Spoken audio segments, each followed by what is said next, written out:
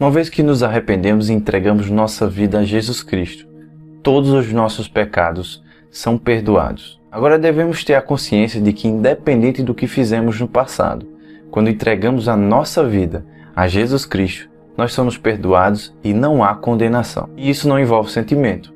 Muitas vezes o sentimento ele é enganoso, porque às vezes nós temos dificuldades para perdoar as nossas próprias falhas.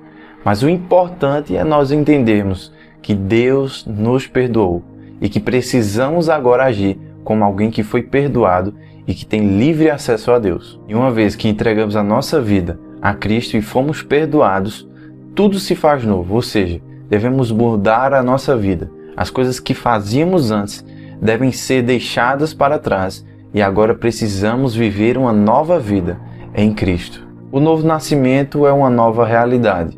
A isto respondeu Jesus: em verdade te digo, que se alguém não nascer de novo, não pode ver o reino de Deus. O próprio Jesus nos diz que quem não mudar de vida não poderá ver o reino de Deus. Ou seja, não haverá salvação para as pessoas que dizem entregar sua vida a Jesus Cristo, mas continuam vivendo da mesma forma. E quando nascemos de novo, o próprio Deus ele habita em nós. Esse é um privilégio que nós temos. O Espírito Santo de Deus agora faz habitação em nossos corações. O Deus que parecia extremamente distante das nossas vidas, hoje habita dentro de nós.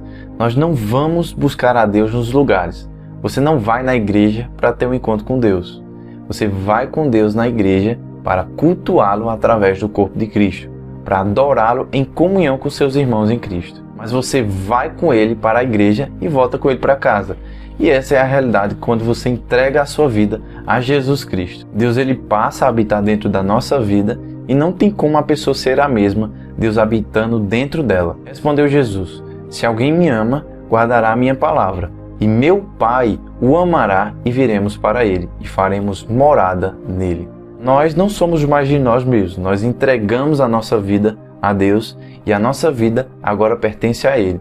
E se o Espírito Santo habita dentro de nós, o corpo é dele, por isso as nossas ações e atitudes têm que ser debaixo da vontade de Deus.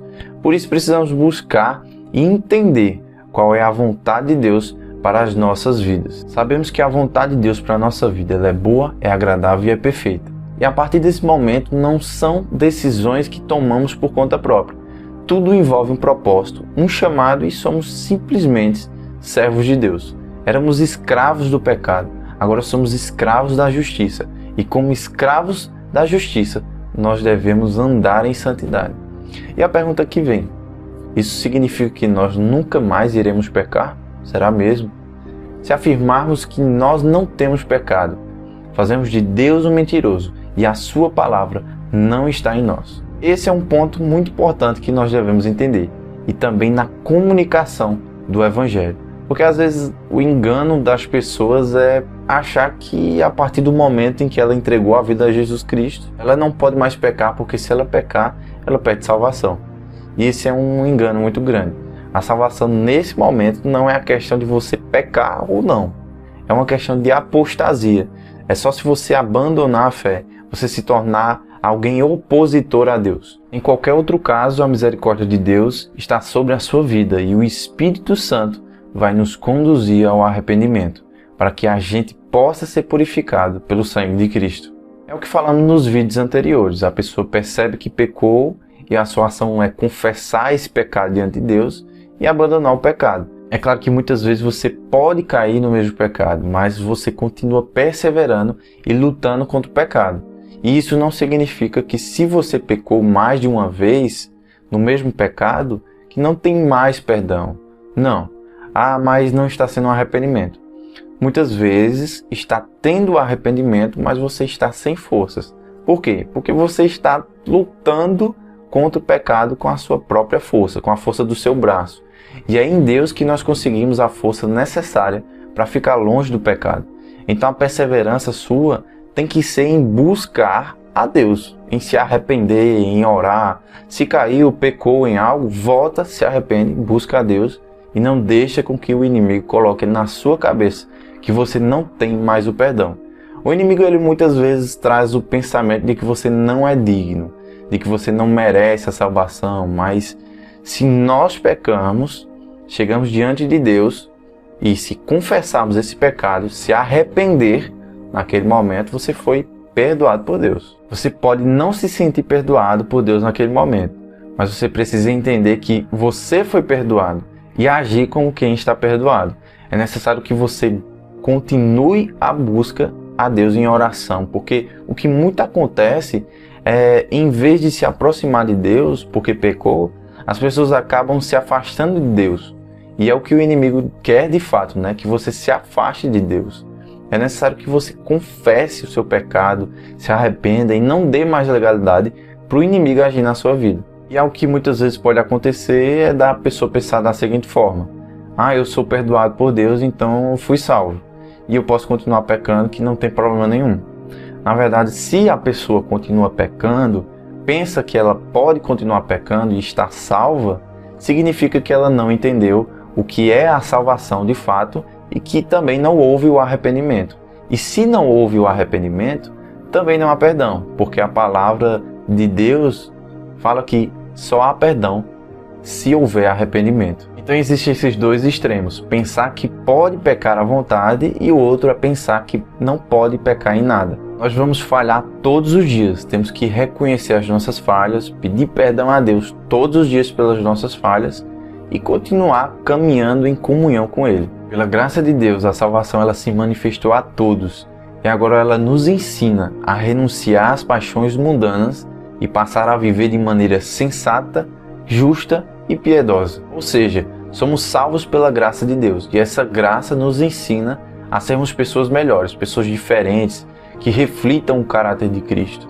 E estamos buscando essa santidade dia após dia, lutando contra o pecado, procurando ser o sal da terra, a luz do mundo, para que através de nós as pessoas vejam Jesus Cristo. E nós temos a esperança, a vida eterna. Quem crê no Filho tem a vida eterna.